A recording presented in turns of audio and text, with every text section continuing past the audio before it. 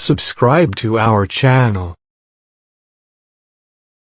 Pourquoi t'as pas flouté leur visage? Vous vous doutez bien que si j'ai flouté les visages de toutes les autres personnes, mais que elles non, c'est parce qu'elles m'ont donné l'autorisation et je l'ai en image. Et carrément, la famille, celle avec lunettes, elle me disait je vais faire le buzz moi aussi, mais sur le ton de la rigolade. Je leur ai montré ma chaîne YouTube. Elle a reconnu, celle avec lunettes, elle a reconnu Diva Rebecca. Elle m'a dit oh là là, je la kiffe, etc. Tout ça, c'est filmé. Et c'est à la suite de ça qu'elle m'a dit bah viens, je vais te montrer, comme ça tu filmes. Et elle m'a ramené à l'endroit où il y a la grotte, vous savez, où il y avait des bougies allumées, etc. Enfin, le genre de grotte avec les bougies allumées. Et elle m'explique un petit peu ce que les gens y font, etc., etc. Mais voilà, donc là-dessus, pour moi, ça me semblait important de faire un point. Et c'était des femmes qui venaient visiter l'île, donc c'était des visiteurs, c'était pas des gens de l'île, à proprement parler.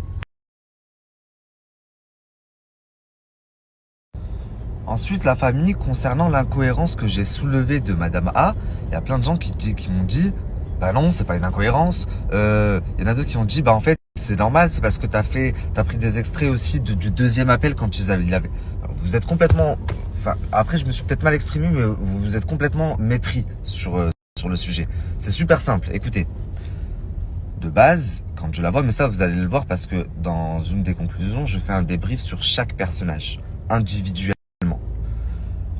Et attention, une incohérence, ça veut pas dire que je la mets en cause ou que c'est elle. Je soulève juste une incohérence. Si je veux être juste, je peux pas soulever que ce qu'on me dit sur Marois. Surtout quand c'est devant mes yeux. Donc écoutez bien, soyez attentifs.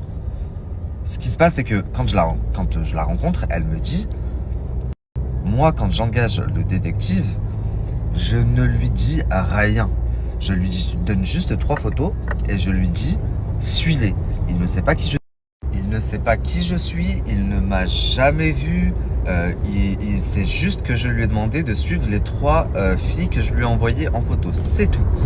Il aurait pu croire que j'étais leur mère, que j'étais la sœur de Marois, que ça pouvait être pour n'importe quoi.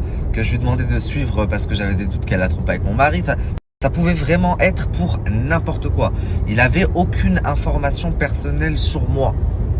Or, dans le tout premier appel entre le détective et le sorcier, dès que celui-ci lui dit Youssef, fils de Fatima, bah dès le premier appel, oubliez le deuxième appel quand il lui dit oui, la femme elle te supplie, elle pleure, etc. Dans le premier, il lui dit non, fais pas ça, elle est mariée, c'est un homme marié, il a des enfants, etc. Cette jeune, elle veut lui prendre son mari, ok? Donc jusque là, vous me suivez? Ça déjà, c'est incohérent. Donc il dit même, elle veut prendre le mari de ma cliente, etc., etc. Or moi, Madame A, dans le premier rendez-vous, elle me dit que en fait, une fois qu'il reconnaît le sorcier, il voit qu'il le connaît, il travaille avec, etc. Bah du coup, il l'appelle et quand il lui dit est-ce que tu connais un Youssef, fils de Fatima? Bah après ça, le sorcier après l'appel appelle Madame A et Madame A lui dit, enfin elle est choquée quoi. Youssef, fils de Fatima, lui dit oh, mais c'est mon mari. Mais non, parce qu'il le savait déjà que c'était son mari dans l'appel.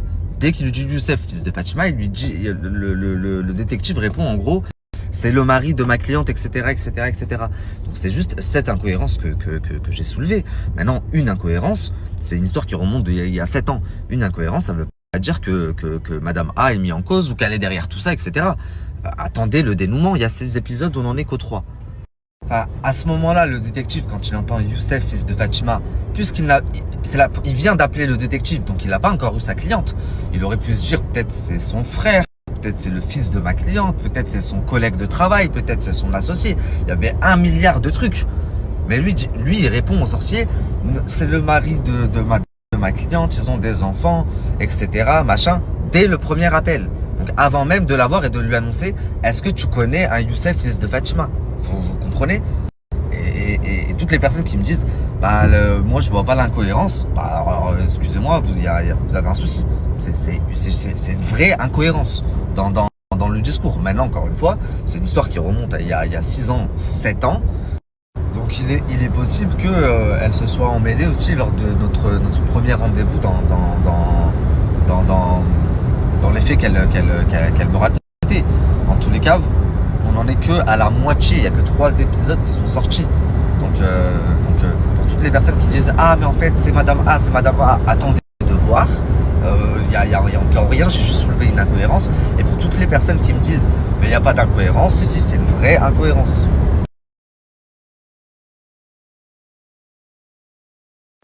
La famille, je viens d'avoir Madame A au téléphone, comme je vous l'ai dit. Donc, en fait, elle m'a expliqué que lors de notre premier rendez-vous, il y avait beaucoup de monde et c'est vrai. Et du coup, j'avais peut-être mal compris. Donc, je lui ai dit que non, ça avait été enregistré, mais qu'elle avait peut-être oublié de me faire certaines précisions. Et là, ce qu'elle m'a dit, en fait, c'est juste que le tout premier appel du détective et du sorcier n'a pas été enregistré, donc je l'ai pas. Donc là, en fait, l'appel que je vous ai mis, quand je l'appelle, qui dit salam alaikum, tu me connais, moi, tu peux avoir confiance en moi, etc. C'est à qui les jeunes, les Français qui sont venus te voir, ils ont fait des travaux à qui? Youssef, fils de Fatima, c'est l'enfant, enfin, il dit c'est le mari de ma cliente, etc. Ça, c'est le deuxième. La famille, de toute façon, on aura l'occasion d'y revenir dans les prochains épisodes. Il en reste encore 3. Donc, dans l'épisode 4, comme ça, je vous en dis un peu plus, vous savez à quoi vous en tenir. Dans l'épisode 4, toutes les parties qui restent au Maroc seront traitées. Parce que dès l'épisode 5, on n'est plus au Maroc. Donc tout ce que vous voyez dans le teaser qui se passe encore au Maroc, à savoir mon entretien avec les parents de la petite Naïma, donc toute la partie Azagora, la partie de recherche sorcier détective, donc vous verrez mon entretien avec, si je l'ai trouvé, enfin si je les ai trouvés ou pas. Et dès l'épisode 5, on rentre en France et c'est une interview. C'est une grosse interview comme dans l'épisode 2. L'épisode 2 c'est une interview, là ce sera une grosse interview aussi. Et je vous ai dit que vous n'étiez pas au bout de vos peines. Des fois dans une histoire, au final il y a une autre histoire, ça peut débouler sur une autre histoire. Donc voilà, on y reviendra. Et pour finir, dans l'épisode 6, c'est ma conclusion. Et il y aura également dans l'épisode 6, vous verrez, mais un plateau avec des intervenants, avec des chroniqueurs et des intervenants, etc. Et vous aurez des témoignages inédits qui ne sont pas sortis dans le documentaire. Vous aurez l'avis, l'avis des chroniqueurs, est-ce qu'ils ont relevé. Enfin, vous inquiétez pas, à la fin des 6 épisodes, tout sera traité bien comme il faut. La famille, je voulais vous dire un truc aussi parce que je vois sur Twitter, sur TikTok et tout. En fait, quand je donne une identité anonyme à un personnage et que je ne dis pas son nom, son prénom, que je ne montre pas sa tête, donc là en l'occurrence que ce soit Madame A, que ce soit Monsieur C, que ce soit Monsieur R, il y a une raison à ça. Et le problème c'est que vous vous rendez pas compte, même si je comprends, c'est humain, vous voulez savoir et tout, en voulant chercher, en mettant la tête de ces gens-là, en les identifiant, etc. Il y a 2 choses qui se passent. La première, c'est que moi, vous me mettez en porte-à-faux et en danger. Et la deuxième des choses, c'est que pour les prochains documentaires, en fait, il ne va plus avoir de documentaires à cause de vous. Parce que qui va vouloir participer? Même si je leur dis, vous inquiétez pas, je respecte votre anonymat, ils vont me dire non, les gens, ça va sortir. Donc vous vous rendez pas compte, c'est un travail de dingue. Je suis pas sur une plateforme, vous n'avez pas payé Netflix, vous payez 10 € par mois. Je le fais, je kiffe, et c'est mon travail en vrai. Et j'aime quand même quand je vois tous ces retours, quand même vous kiffez. Mais en faisant des trucs comme ça, ça va me faire arrêter avant même d'aller